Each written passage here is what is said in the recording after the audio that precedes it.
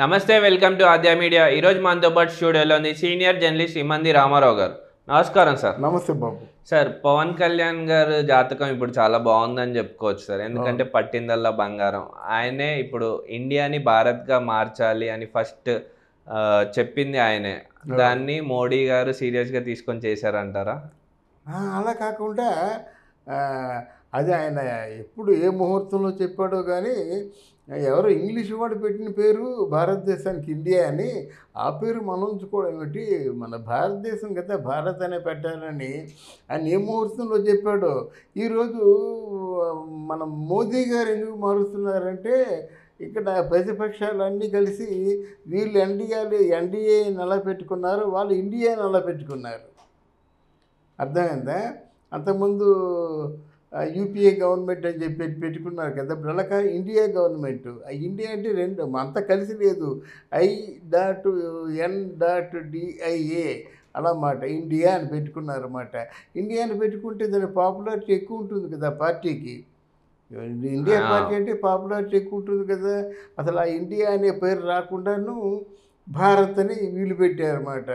ఆ ఇండియా అంటే భారతదేశం పేరు ఇండియా కాదు, భారతదేశం పేరు భారత్.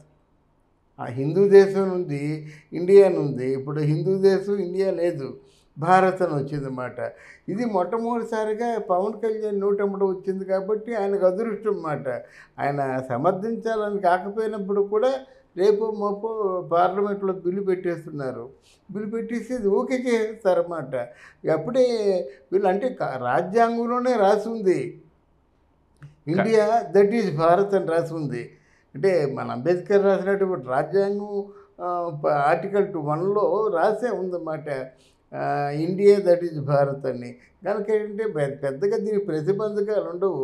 అంటే ఆపోజిట్ వర్గాలకు కూడా దీన్ని బిల్లు ఏమో క్యాన్సిల్ చేసేటువంటి పరిస్థితులు రావు. వాళ్ళు తక్కువ మెజార్టీతో వద్దు ఇండియా ఉంచండి అని చెప్పినప్పుడు కూడా భారత్గా మార్చేస్తారు వీళ్ళు. ఇది అధికారంలో ఉన్నవాళ్ళు ఏమైనా ఇట్లాంటివన్నీ చేయగలరు అన్నమాట. అధికారంలో ఉన్నవాళ్ళు ఎక్కువ నెంబర్ ఆఫ్ మెంబర్స్ ఉంటారు, వాళ్ళ పార్టీ వాళ్ళందరూ కలిసి సపోర్ట్ చేస్తే సరిపోతుంది. మరి మళ్ళీ కాంగ్రెస్ గవర్నమెంట్ ఫామ్ అయ్యాక మళ్ళీ వాళ్ళు మార్చే అవకాశం ఉంటుందా సార్? వాళ్ళు మార్చే అవకాశం ఉంటుంది కానీ నల్ల సాధంగా మార్చారండి. ఇగో ఈ మన జగన్మోహన్ రెడ్డి పిచ్చోడు కాబట్టి మార్చాడు కానీ అలా మార్చరు ఎవరును. అంటే అలా మారిస్తే ఇంకేముంది, అది అప్పుడు ఎప్పుడో ఉన్నటువంటి చట్టాలను వీళ్ళు మార్చారు, దానికి ఒక రీజన్ చూపించారు. మనకి ఎవరో ఆ బ్రిటిష్ వాడు పెట్టిన పేరు అది ఇండియా ఉండడం ఏంటి, మనమే పెట్టుకుందాం, మనం భారతదేశం కదా.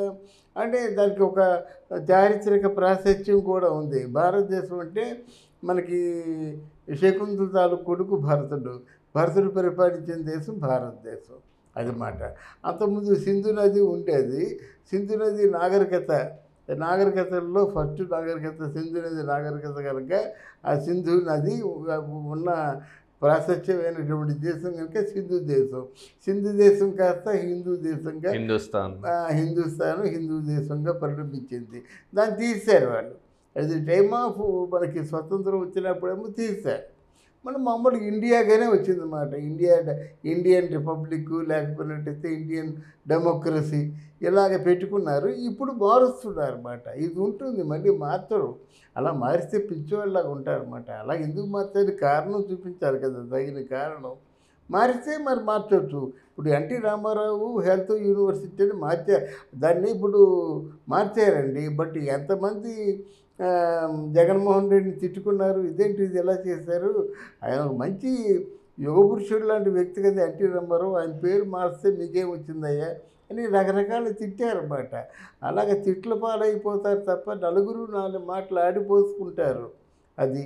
అలాగే ఇక్కడ మన కడపలో యోగి వేమన యూనివర్సిటీ అని ఉండేది.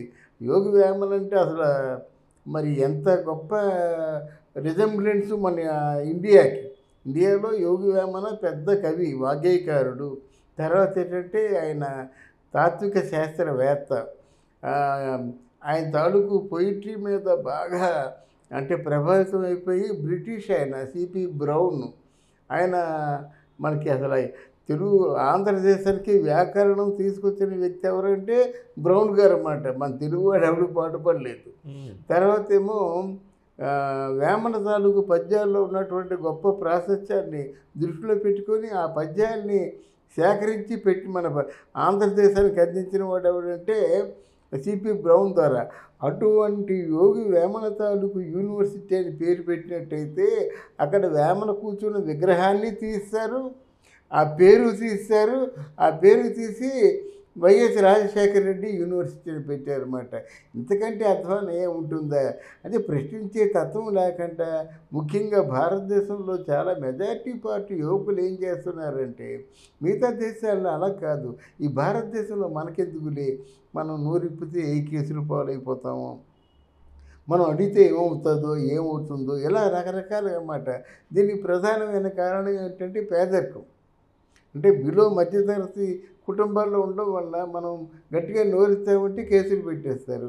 మరి ఇంట్లో వాళ్ళందరూ కూడా పసులు బారాదులతో ఉంటారు, వాళ్ళు దిక్కు మొక్కు లేకుండా ఉంటారన్నమాట. అందువల్లే చాలామంది పేదరికంలో ఉండబట్టి వాళ్ళ తాలూకు తెగింపుని ప్రదర్శించలేరు.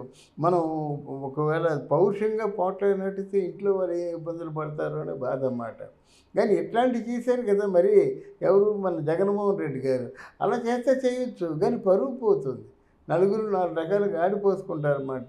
సరే, ఇది ఎలా ఉంచినట్టయితే మన పవన్ కళ్యాణ్ ఏమైందంటే ఒక వారాహి యాత్ర మరి ఏ పూజలు చేసి మొదలుపెట్టాడో కానీ వారాహి యాత్రకు ముందు వారాహి యాత్ర తర్వాత అని చెప్పుకోవచ్చు అన్నమాట. ఎందుకంటే మొత్తం పవన్ కళ్యాణ్ తాలూకు అది మారిపోయింది, ఆ ట్రెండ్ మారిపోయింది అన్నమాట. పవన్ కళ్యాణ్ చూస్తే ఇప్పుడు వైసీపీ పార్టీ అంటే వైఎస్ఆర్సీపీ పార్టీ ఏమో భయంతో వణుకుపోతున్నారన్నమాట. అసలు అన్నం పుణ్యం తెలియకుండా ఉన్నటువంటి ఆ లోకేష్ మీద నిన్న రాళ్ళు కర్రలు విసిరారన్నమాట. కానీ ఇక్కడ అలా కాదు, వీళ్ళ జోలికి రావటం లేదు. తర్వాత ఏంటంటే మన పవన్ కళ్యాణ్ తాలూకు జనసేన పార్టీ ఓ విప్లవ పార్టీ పోకటలు పెట్టుకుందన్నమాట. ఒకవేళ కందిరిగా పట్టు పవన్ కళ్యాణ్ పార్టీ మీద మాత్రం ఎవరైనా అలా కదిపారంటే మాత్రం లేచిపోతుంది, ఒక ప్రాంతం లేచిపోతుంది అన్నమాట. ఇళ్లలో దూరి మరి కొడతారు మంత్రుల్ని, ఆ భయం ఉందన్నమాట. పోలీసులు కూడా అఫ్సాలు ఏమీ లేదు. మన కడపలో అవినాష్ రెడ్డి ఒక 2000 మంది కార్యకర్తలను తీసుకొస్తే చేతులు ఎత్తేసారు కదా, వీళ్ళు లక్షలు ఉన్నారు వీళ్ళు, అంతే కదా. ఇప్పుడు అవినాష్ రెడ్డి ఎందుకు అరెస్ట్ చేయలేదంటే బాబోయ్ మనం మేడెక్కినట్టయితే 2000 మంది ఉన్నారు, వాళ్ళ పోలీసుల్ని బతకనివ్వరు. అందుకని ఎస్పీ ఆ కారణం చెప్పాడన్నమాట. వాళ్ళు తిరగబడ్డారంటే మన మనుషులు ఎక్కడ ఆగరని. ఆఫ్టర్ 2000 మందికే వీళ్ళు చేతులు ఎత్తేసినప్పుడు పవన్ కళ్యాణ్ కొన్ని లక్షల మంది సైనికులు ఎప్పుడు చుట్టూ ఉంటారు. మరి ఇక్కడ ఎవరు ఏం చేయలేరన్నమాట. అటువంటి ఓ విప్లవకారుల తాలూకు ఉద్యమం ఆ రేంజ్లో తీసుకొస్తున్నాడు కనుక మొత్తం ఉత్తరాంధ్ర అంతా ఆయన కైవసం అయిపోయిందన్నమాట. ఎప్పుడు వస్తారని చూస్తున్నారు. తర్వాత మగవాళ్ళు సహజంగా ఒక మగవాళ్ళ తాలూకు ఉద్యమంలో పార్టిసిపేట్ చేయడం అనేది సహజం. కానీ ఈరోజు పవన్ కళ్యాణ్కి ఎక్కువ మంది భక్తులు ఎవరయ్యంటే వాళ్ళే చెప్పుకుంటున్నారు, మేము సైనికులం కాదు భక్తులు అని చెప్పుకుంటున్నారు. పవన్ కళ్యాణ్ మా దేవుడు అని చెప్పుకుంటున్నారు. అంటే పవన్ కళ్యాణ్ సాధించినటువంటి ఘనతకి తార్కాణం అదే. మేము ఏంటంటే సైనికులం కాదు, మేము మా భక్తులం, పవన్ కళ్యాణ్ తాలూ భక్తులం. ఒక అమ్మాయి అంటది, దేవుడు ఎంత దేవుడు వచ్చాడు, మనకి నచ్చుతుంది కనుక మనం కోరుకున్న కోరికలకేమో వరాలు ఇస్తాడని నమ్మకం ఉంది కనుక దేవుడు వచ్చాడు.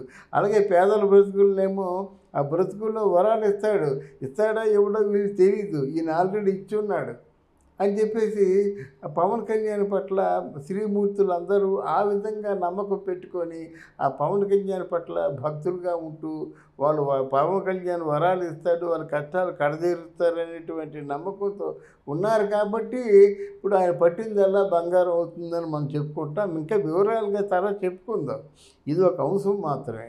ఓకే అండి, థ్యాంక్ యూ అమ్మా, థ్యాంక్ యూ వెరీ మచ్.